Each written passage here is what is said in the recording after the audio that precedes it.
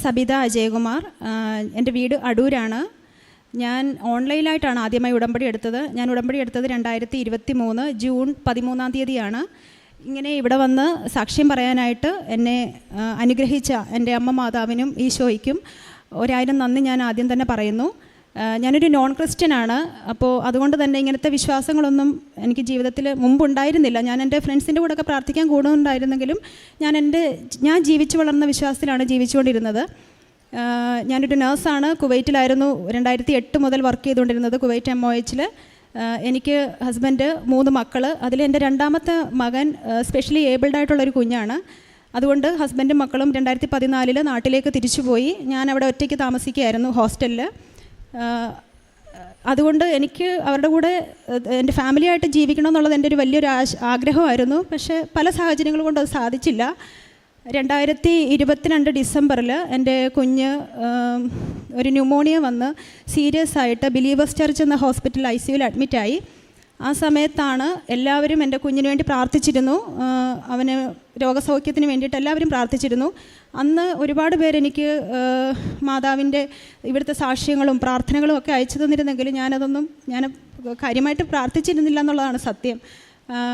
ഞാൻ പ്രാർത്ഥിച്ചിരുന്നു, എൻ്റേതായ വിശ്വാസങ്ങളിലൊക്കെ പ്രാർത്ഥിച്ചിരുന്നു. എന്നിട്ട് 2023 ജനുവരിയിലാണ് അവൻ അവിടെ നിന്ന് ഡിസ്ചാർജ് ആവുന്നത്. ഓക്കെ ആയിട്ട് ഡിസ്ചാർജായി. ആ സമയത്ത് ഞാൻ നാട്ടിലെത്തി. അപ്പോൾ എല്ലാവരും എന്നോട്, അതായത് അവന് വേണ്ടി പ്രാർത്ഥിച്ചിരുന്ന എല്ലാവരും എന്നോട് പറഞ്ഞു, നിൻ്റെ കുഞ്ഞിനെയും കൊണ്ട് നീ അമ്മയുടെ അടുത്ത് വരണം, താങ്ക്സ് പറയണമെന്ന് പറഞ്ഞു. അങ്ങനെ 2023 ഫെബ്രുവരി 25-ാം തീയതിയാണ് ഞാൻ ആദ്യമായിട്ട് ഇവിടെ എത്തുന്നത്. അന്ന് എനിക്കിവിടുത്തെ മഹത്വമൊന്നും അറിയില്ല. ഞാനതുകൊണ്ട് കുഞ്ഞുമായിട്ട് ഇവിടെ വന്നെങ്കിലും ഞാൻ ജസ്റ്റ് എല്ലാവരോടും മാതാവിനോട് ഞാൻ നന്ദി പറഞ്ഞു. എൻ്റെ കുഞ്ഞിനെ എനിക്ക് തിരിച്ചു തന്നതിന് ഞാൻ നന്ദി പറഞ്ഞു. അങ്ങനെ ഞാൻ തിരിച്ചു പോയി. പക്ഷേ ഞാൻ ഇന്ന് വിശ്വസിക്കുന്നത് ഞാൻ തിരിച്ചു പോയത് ഒറ്റയ്ക്കായിരുന്നില്ല. എൻ്റെ അമ്മ മാതാവും ഈശോയും എൻ്റെ ഇടവും വലവും ഉണ്ടായിരുന്നു എന്നാണ് ഞാൻ ഇന്ന് വിശ്വസിക്കുന്നത്. കാരണം പിന്നീട് ജീവിതത്തിലെല്ലാം നടന്നത് ഓരോരോ അത്ഭുതങ്ങളായിരുന്നു. അതിൽ വലിയ മഹത്തരമായ അത്ഭുതമെന്ന് എനിക്ക് പറയാൻ പറ്റുമെന്ന് എനിക്കറിയില്ല. കാരണം എനിക്ക് ദൈവത്തിലേക്ക് അടുക്കാനായിട്ട് ദൈവം എനിക്ക് ഓരോരോ അടയാളങ്ങൾ തന്നിരുന്നു. ഞാൻ മാർച്ച് 5-ാം തീയതി 2023 മാർച്ച് 5-ാം തീയതി തിരിച്ച് കുവൈറ്റിലേക്ക് പോയി. അന്ന് തൊട്ട് ഞാൻ എങ്ങനെ എൻ്റെ കുടുംബത്തോടൊപ്പം ഒന്നിച്ച് നിൽക്കാമെന്നുള്ളൊരു ചിന്തയായിരുന്നു. കാരണം ആ കുഞ്ഞിന് എൻ്റെ സാമീപ്യം വേണം. അവന് 13 വയസ്സായി. സാധാരണ 13 വയസ്സുള്ളൊരു കുഞ്ഞ് ചെയ്യുന്ന ഒരു കാര്യങ്ങളും അവന് ചെയ്യാൻ അറിയില്ല. സംസാരിക്കാൻ ബുദ്ധിമുട്ടുണ്ട്, നടക്കുന്നതിന് ബുദ്ധിമുട്ടുണ്ട്. അപ്പോൾ അങ്ങനെ ഒരു കുഞ്ഞിന് തീർച്ചയായിട്ടും അമ്മയെന്ന നിലയിൽ എൻ്റെ സാന്നിധ്യം അവന് വേണം. അതെങ്ങനെ ചെയ്യാൻ പറ്റുമെന്നുള്ളതായിരുന്നു എൻ്റെ അടുത്ത ചിന്ത. അതിന് വേണ്ടിയിട്ട് ഞാൻ തീർച്ചയായിട്ടും OET തന്നെ പഠിക്കാൻ തുടങ്ങി. കാരണം അതാകുമ്പം അങ്ങനത്തെ കുഞ്ഞുങ്ങളെയും നോക്കാൻ പറ്റും, എനിക്ക് എൻ്റെ കുടുംബത്തോടൊന്നിച്ച് ജീവിക്കുകയും ചെയ്യാം. അത് പക്ഷേ എനിക്കത്ര ഉറപ്പൊന്നും ഉണ്ടായിരുന്നില്ല. കാരണം എനിക്ക് അങ്ങനെ ഒരു ഹിസ്റ്ററിയേ ഇല്ല. ഞാൻ അങ്ങനെ IELTS OET ഒന്നും മുമ്പ് ട്രൈ ചെയ്തിട്ടില്ല. അതുകൊണ്ട് അത് എത്രമാത്രം സക്സസ് ആകുമെന്നൊന്നും എനിക്കറിയില്ലായിരുന്നു. എങ്കിലും ഞാൻ ട്രൈ ചെയ്യാൻ തുടങ്ങി. അങ്ങനെ ഇരിക്കെ 2023 എനിക്ക് ഡേറ്റുകളൊക്കെ കൃത്യമായിട്ട് ഓർമ്മയുണ്ട്. കാരണം ഞാനതെല്ലാം എഴുതി വെച്ചിട്ടുണ്ട്, എൻ്റെ ജീവിതത്തിലെ ഓരോ ടേണിംഗ് പോയിൻറ്റും. 2023 മെയ് 31-ാം തീയതി എൻ്റെ ഫോണൊന്ന് സ്റ്റക്കായി. അതിന് മുമ്പ് തന്നെ എന്നോട് എൻ്റെ ഫ്രണ്ട്, എൻ്റെ റൂംമേറ്റ് ആയിരുന്നു ടിൻസി, അവളിപ്പം UK-ലാണ്. അവളെന്നും എന്നോട് പറയുമായിരുന്നു, നീ പ്രാർത്ഥിക്ക്, നീ മോന് വേണ്ടി പ്രാർത്ഥിക്കുന്നൊക്കെ പറയുമായിരുന്നു. എൻ്റെ ചേച്ചിയും എൻ്റെ അമ്മയും ഒക്കെ പറയുമായിരുന്നു. അവർക്കൊക്കെ ഈ വിശ്വാസമുള്ളവരാണ്. പക്ഷേ ഞാൻ പ്രാർത്ഥിച്ചിരുന്നില്ല എന്നുള്ളതാണ് സത്യം. അങ്ങനെ എൻ്റെ ഒരു ഫോണൊന്ന് സ്റ്റക്കായി. ഞാൻ എത്ര ശ്രമിച്ചിട്ടും അത് ശരിയായില്ല. പക്ഷേ ടിൻസി വന്നൊന്ന് തൊട്ട് പ്രാർത്ഥിച്ചപ്പോൾ തന്നെ അത് ശരിയായി.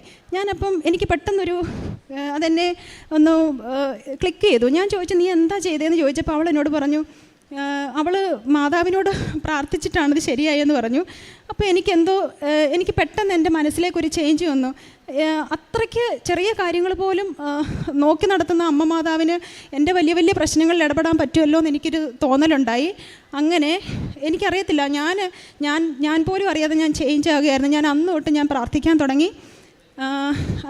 ആ ഒരു വിശ്വാസത്തിലേക്ക് ഞാൻ വരാനുള്ളൊരു കാരണം ഇത് മാത്രമായിരുന്നു. പെട്ടെന്ന് തന്നെ എനിക്ക് എൻ്റെ വിശ്വാസം എനിക്ക് ആഴപ്പെടാൻ തുടങ്ങി.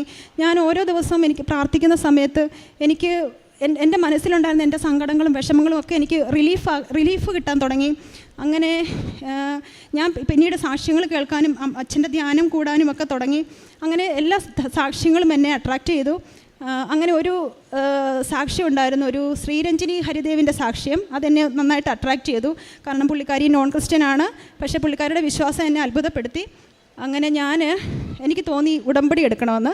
ഞാൻ കുവൈറ്റിലായിരുന്നത് കൊണ്ട് എനിക്ക് ഓൺലൈൻ മാത്രമേ ഉടമ്പടി എടുക്കാൻ പറ്റൂ, ഡയറക്റ്റ് ഉടമ്പടി എടുക്കാൻ പറ്റില്ല, തീർത്ഥാടന ഉടമ്പടി എടുക്കാൻ പറ്റില്ല. അങ്ങനെ ഞാൻ 2023 ജൂൺ 12 ഉടമ്പടി എടുക്കാനായിട്ട് ഞാൻ ഒരുങ്ങി.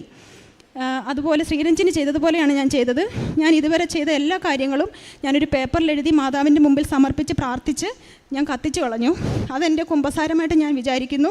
ഞാൻ എന്നിട്ട് പ്രാർത്ഥിക്കാൻ 2023 ജൂൺ 13 രാവിലെ ഉടമ്പടി എടുക്കാനായിട്ട് പ്രാർത്ഥിച്ച് എഴുന്നേറ്റു. അതിന് മുമ്പ് ഒരു കാര്യം പറയാനുള്ളത്, എൻ്റെ വേറൊരു ഫ്രണ്ട് യു കെയിലുണ്ടായിരുന്നത്, ആൾ യു കെയിൽ നിന്ന് റിസൈൻ ചെയ്ത് പോയ സമയത്ത് അവളുടെ സെറ്റിൽമെൻറ്റ് പൈസ എന്നെയാണ് ഏൽപ്പിച്ചിരുന്നത്, പവർ ഓഫ് അറ്റോർണി. അപ്പം എനിക്ക് മാത്രമേ അവളുടെ സെറ്റിൽമെൻറ്റ് കാര്യങ്ങളിലും മിനിസ്ട്രി ഫോർമാലിറ്റീസിലും എന്തെങ്കിലും ചെയ്യാൻ പറ്റൂ, വേറെ ഒരാൾക്കും അതിന് ചെയ്യാൻ പറ്റില്ല. അവൾ ഏതാണ്ട് പോയിട്ട് 8-9 മാസമായിരുന്നെങ്കിലും അവളുടെ പൈസ ഒന്നും വന്നില്ല. ഞാൻ അതിനുവേണ്ടി ഒരുപാട് തവണ മിനിസ്ട്രിയിൽ കയറി ഇറങ്ങി നടന്നു. അപ്പോൾ അവർ പറഞ്ഞത് 1 വർഷമാകും, 2 വർഷമാകും എന്നൊക്കെയാണ്. അപ്പോൾ ഈ ജൂൺ 12, അതായത് ഞാൻ ഓൺലൈൻ ഉടമ്പടി എടുക്കുന്നതിൻ്റെ തലേന്ന് രാത്രിയിൽ ഞാൻ എല്ലാ ദിവസവും പ്രാർത്ഥിക്കുന്ന സമയത്ത് എൻ്റെ ആവശ്യങ്ങൾക്കൊപ്പം ഞാൻ അവളുടെ ആവശ്യങ്ങളും വെച്ച് പ്രാർത്ഥിച്ചിരുന്നു. അങ്ങനെ ഞാൻ നോക്കുന്ന സമയത്ത് ഒരു സാക്ഷ്യം കണ്ടു. അതിൽ ഒരു നേഴ്സാണ് പുള്ളിക്കാരി, സൗദിയിലുണ്ടായിരുന്നതാണ്. സെറ്റിൽമെൻറ്റ് പൈസയ്ക്ക് വേണ്ടി ബുദ്ധിമുട്ടിയ സമയത്ത് അവർ പ്രാർത്ഥിച്ചു, ഉടമ്പടിയിൽ നിയോഗം വെച്ചു. അതിനുശേഷം കിട്ടില്ല എന്ന് പറഞ്ഞ സാധനം പെട്ടെന്ന് തന്നെ കിട്ടി. അപ്പം ഞാൻ ആ സാക്ഷ്യം എൻ്റെ ഫ്രണ്ടിന് അയച്ചു കൊടുത്തു. ഞാൻ അവളോട് പറഞ്ഞു, നീയും ഇതുപോലെ പ്രാർത്ഥിക്കും, നിനക്ക് വേണ്ടി ഞാൻ പ്രാർത്ഥിക്കുന്നുണ്ട്, പക്ഷേ നിൻ്റെ പ്രാർത്ഥനയും വിലപ്പെട്ടതാണ് എന്ന് പറഞ്ഞു. അവൾ ക്രിസ്ത്യൻ ആണെങ്കിലും മാതാവിൽ വിശ്വസിക്കുന്ന ആളായിരുന്നില്ല. അവൾ അതുകൊണ്ട് അത് ചിരിച്ച് തള്ളിയതേ ഉള്ളൂ. അപ്പോൾ ഞാൻ ജൂൺ 13 രാവിലെ എൻ്റെ ഉടമ്പടി എടുക്കാനായിട്ട് ഞാൻ ഒരുങ്ങി. ഞാൻ 3 നിയോഗങ്ങൾ വെച്ചു. 4ാമത്തെ നിയോഗമായിട്ട് ഞാൻ വെക്കാനിരുന്നത് എൻ്റെ ഈ ഫ്രണ്ടിൻ്റെ സെറ്റിൽമെൻറ്റ് പൈസയായിരുന്നു.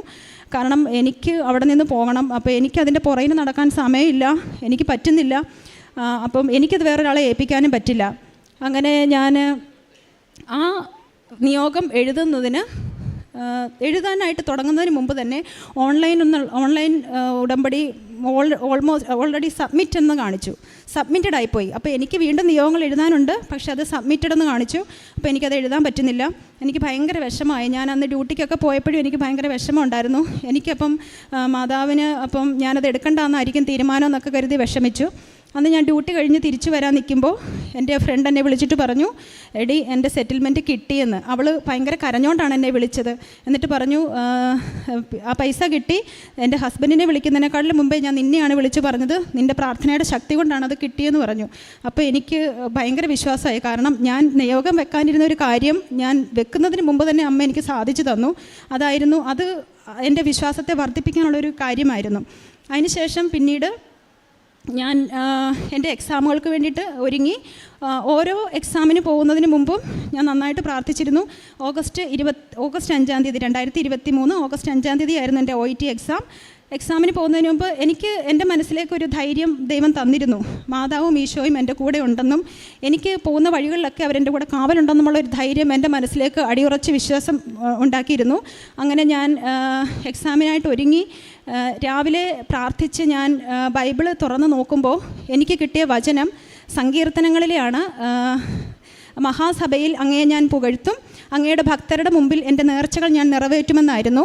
അപ്പം ഈ സാക്ഷ്യമായിരിക്കും എനിക്ക് കിട്ടിയ വചനമെന്ന് ഞാൻ ഇന്ന് വിശ്വസിക്കുന്നു. ഞാൻ എക്സാമിന് പോയി. അതുപോലെ എൻ്റെ എല്ലാ എക്സാമുകൾക്കും ഞാൻ ഫസ്റ്റ് അറ്റംപ്റ്റിൽ തന്നെ പാസ്സാകുകയായിരുന്നു ചെയ്തത്. ആ സമയത്ത് തന്നെ ഞാൻ മാതാവിനോടും ഈശോയോടും ഒരു പ്രതിജ്ഞ എടുത്തിരുന്നു, ഞാനിവിടെ വന്ന് സാക്ഷ്യം പറഞ്ഞതിന് ശേഷം മാത്രമേ എൻ്റെ വീട്ടിലേക്ക് പോകുള്ളൂ എന്ന്.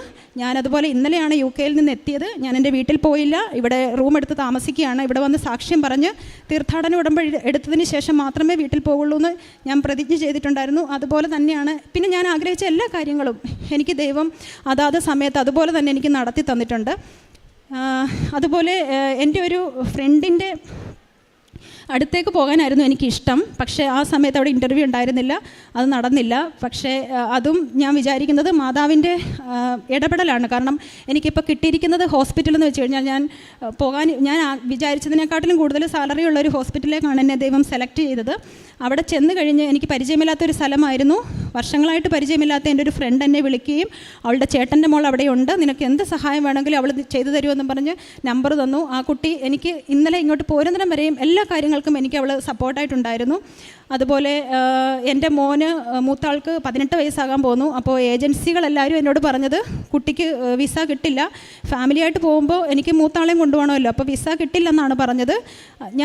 എനിക്ക് എന്തൊരാവശ്യം ഉണ്ടെങ്കിലും ഞാൻ എന്താ ചെയ്യുന്നതെന്ന് വെച്ച് കഴിഞ്ഞാൽ ഞാൻ പ്രത്യക്ഷീകരണം 33 തവണ എഴുതും. എൻ്റെ നിയോഗം വെച്ച് ഞാൻ എഴുതും. ഞാൻ അങ്ങനെ എന്തൊക്കെ എഴുതിയിട്ടുണ്ടോ അതെല്ലാം എനിക്കിതുവരെ സാധിച്ചു കിട്ടിയിട്ടുണ്ട്. അതുപോലെ എല്ലാ എക്സാമുകളുടെ സമയത്ത് ഞാൻ അങ്ങനെ എഴുതാറുണ്ട്. അപ്പോൾ കുഞ്ഞിൻ്റെ വിസ കിട്ടില്ല എന്ന് പറഞ്ഞപ്പോൾ ഞാൻ അതും എഴുതി. ഫെബ്രുവരി 29 മുമ്പ് എൻ്റെ കുഞ്ഞിന്, എൻ്റെ എല്ലാവർക്കും, ഹസ്ബൻഡിനും മക്കൾക്കും ഒരു തടസ്സം കൂടാതെ വിസ കിട്ടണമെന്ന് പറഞ്ഞ് വിസയ്ക്ക് അപ്ലൈ ചെയ്തു. 3-ാമത്തെ ദിവസം ഒരു തടസ്സവും കൂടാതെ തന്നെ വിസ കിട്ടി. അതുപോലെ ഞാനിപ്പോൾ വർക്ക് ചെയ്യുന്ന സ്ഥലമെന്ന് വെച്ച് കഴിഞ്ഞാൽ കുറച്ച് വീടൊക്കെ കിട്ടാൻ ബുദ്ധിമുട്ടുള്ള ഏരിയയാണ്. അവിടെ ഞാൻ ചെന്നപ്പോൾ തുടങ്ങി വീട് നോക്കുകയാണ്, ഭയങ്കര പാട് വീട് കിട്ടാൻ. അതും ഞാൻ നിയോഗത്തിൽ വെച്ചു. ഞാൻ എഴുതി 33 തവണ തന്നെ ഞാൻ എഴുതി. എൻ്റെ ഹോസ്പിറ്റലിന് അടുത്ത് തന്നെ എനിക്ക് വോക്കബിൾ ഡിസ്റ്റൻസിൽ എനിക്ക് അഫോർഡബിൾ ആയിട്ടുള്ള റെൻറ്റിൽ കിട്ടണമെന്ന്. അങ്ങനെ തന്നെ ഫെബ്രുവരി 29 ഞാൻ പോയി കണ്ട വീടാണ് എനിക്ക് കിട്ടിയത്.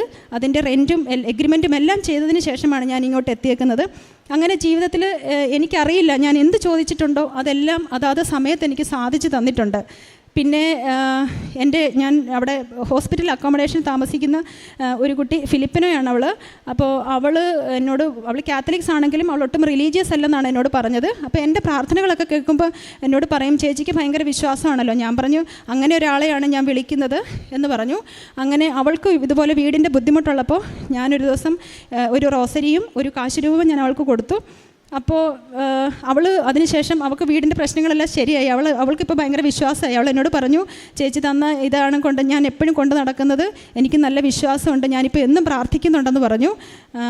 അങ്ങനെ എൻ്റെ മുന്നിലേക്ക് എത്തുന്ന ഓരോരുത്തരിലേക്കും എനിക്ക് കിട്ടിയ ബ്ലെസ്സിങ്സ് ഞാൻ ഷെയർ ചെയ്യും. എന്നെ കണ്ട് ഒരുപാട് പേർ ഈശോയെയും അമ്മയെയും അറിയണമെന്നാണ് ഞാൻ ആഗ്രഹിക്കുന്നത്. അതിനുവേണ്ടിയാണ് ഞാൻ ശ്രമിക്കുന്നത്. പിന്നെ ഇങ്ങനെ വിദേശ രാജ്യങ്ങളിലൊക്കെ ആയിരുന്നത് കൊണ്ട് എൻ്റെ കാരുണ്യ പ്രവർത്തനം എനിക്ക് പൈസ കൊടുത്ത് മാത്രമേ സഹായിക്കാൻ പറ്റുള്ളൂ, അല്ലാതെ ഭക്ഷണവും അങ്ങനെയൊന്നും എനിക്ക് പറ്റിയിട്ടില്ല. പിന്നെ തീർച്ചയായിട്ടും ഞാനൊരു നേഴ്സ് ആയതുകൊണ്ട് എൻ്റെ മുന്നിൽ വരുന്ന എല്ലാ രോഗികളും ഞാൻ ദൈവത്തെ പോലെയാണ് ഞാൻ കാണുന്നത്. കാരണം ഒരു രോഗി ശുശ്രൂഷയും ഒരു കാരുണ്യ പ്രവർത്തനമാണല്ലോ, അങ്ങനെ തന്നെയാണ് ഞാൻ വിശ്വസിക്കുന്നത്. അതുപോലെ എനിക്ക് ഒരിക്കൽ മാതാവിനെ അനുഭവിച്ചറിയാൻ പറ്റിയിട്ടുണ്ട്. എല്ലാവരും പറയുന്നുണ്ട് അവർ മാതാവിനെ സ്വപ്നം കണ്ടു, സുഗന്ധാഭിഷേകമുണ്ടായി, മുല്ലപ്പൂ ഗന്ധം വന്നു എന്നൊക്കെ. ഞാനപ്പോൾ എന്നും പ്രാർത്ഥിക്കുമായിരുന്നു, എനിക്കും അങ്ങനെ ഒരു അനുഭവം ജീവിതത്തിൽ ഉണ്ടാകണമേ മാതാവേന്ന്. അങ്ങനെ ഞാൻ ഒരു ദിവസം നൈറ്റ് ഡ്യൂട്ടി ചെയ്യുന്ന സമയത്ത് ഞാൻ എല്ലാ ദിവസവും 3 മണിക്ക് പ്രാർത്ഥിക്കും. പ്രത്യക്ഷീകരണം 3 മണിക്ക് എഴുന്നേറ്റ് പ്രാർത്ഥിക്കും. കുവൈറ്റിലെ 3 മണി എന്ന് വെച്ച് കഴിഞ്ഞാൽ നാട്ടിലെ 5:30 അപ്പോൾ ആ ലൈവ് തന്നെ കൂടി ഇരുന്ന് പ്രാർത്ഥിക്കാറുണ്ട്. അങ്ങനെ ഒരു ദിവസം നൈറ്റ് ഡ്യൂട്ടിയുടെ സമയത്ത് എനിക്ക് എപ്പോഴും നൈറ്റ് ഡ്യൂട്ടി എത്ര തിരക്കാണെങ്കിലും ആ 3 മണി സമയം എനിക്ക് എങ്ങനെയൊക്കെയാണല്ലോ എന്നെ ഫ്രീ ആയി കിട്ടും, എനിക്ക് ഫ്രീ ആയിട്ട് കിട്ടും. അപ്പോൾ ഞാൻ അങ്ങനെ 3 മണിക്ക് ഒരു ദിവസം ഒരു മുറിയിൽ നിന്ന് പ്രാർത്ഥിച്ചപ്പോൾ അതിഭയങ്കരമായൊരു ഗന്ധം, ഞാൻ ഇതുവരെ അനുഭവിച്ചിട്ടില്ലാത്ത തരത്തിലുള്ളൊരു സുഗന്ധം എനിക്ക് അനുഭവപ്പെട്ടു. അപ്പോൾ എല്ലാവരും പറയുന്നത് പോലെ ഇത് മാതാവിൻ്റെ സാമീപ്യമാണെന്ന് തന്നെ ഞാൻ വിശ്വസിച്ചു. അപ്പോൾ എൻ്റെ ഒരു ഫ്രണ്ടുണ്ട്, അവൾ മാതാവിനെ വിശ്വസിക്കുന്ന ആളാണ്. ഞാൻ അവളെ വിളിച്ചിട്ട് പറഞ്ഞു, നീ ഒന്ന് വന്ന് നോക്ക്, ഈ റൂമിൽ നിനക്ക് വല്ലതും അനുഭവിക്കാൻ പറ്റുന്നുണ്ടോ എന്ന് നോക്കെന്ന് പറഞ്ഞു. അപ്പോൾ അവൾ വന്നപ്പോൾ അവൾക്ക് ഞാൻ അനുഭവിച്ച അത്ര തീവ്രതയില്ല. അവൾ പറഞ്ഞു, എന്തോ ഒരു ചെറിയ മണമുണ്ട്, പക്ഷേ നീ പറയുന്ന അത്രയും ഇൻറ്റൻസിറ്റി എനിക്ക് കിട്ടുന്നില്ല എന്ന് പറഞ്ഞു. അപ്പോൾ അതും എനിക്ക് മാതാവ് എൻ്റെ കൂടെ ഉണ്ട് എന്നുള്ളതിന് എനിക്ക് തന്ന അടയാളമാണെന്ന് ഞാൻ വിശ്വസിക്കുന്നു. ഞാൻ എന്തൊക്കെ പ്രാർത്ഥിച്ചോ എന്തൊക്കെ ആഗ്രഹിച്ചോ അതെല്ലാം എനിക്കിതുവരെ നടത്തി തന്നിട്ടുണ്ട്. ഞാനിന്ന് തീർത്ഥാടന ഉടമ്പടി എടുക്കും, ഞാൻ അതിനുവേണ്ടി ടോക്കൺ എടുത്തിട്ടുണ്ട്. അപ്പോൾ എനിക്ക് ജീവിതത്തിലേക്ക് ചൊരിഞ്ഞ എല്ലാ അനുഗ്രഹങ്ങൾക്കും മാതാവിനും ഈശോയ്ക്കും എനിക്ക് നന്ദി പറഞ്ഞ് നിർത്താമോ എന്ന് എനിക്കറിയില്ല, പക്ഷേ ഞാൻ നന്ദി പറയുന്നു. ഈ മരണം വരെ എൻ്റെ ഈ ഒരു വിശ്വാസത്തിൽ അടിയുറച്ച് ജീവിക്കുവാനായിട്ട് ഞാൻ മാതാവിനോടും ഈശോയോടും പ്രാർത്ഥിക്കുന്നു.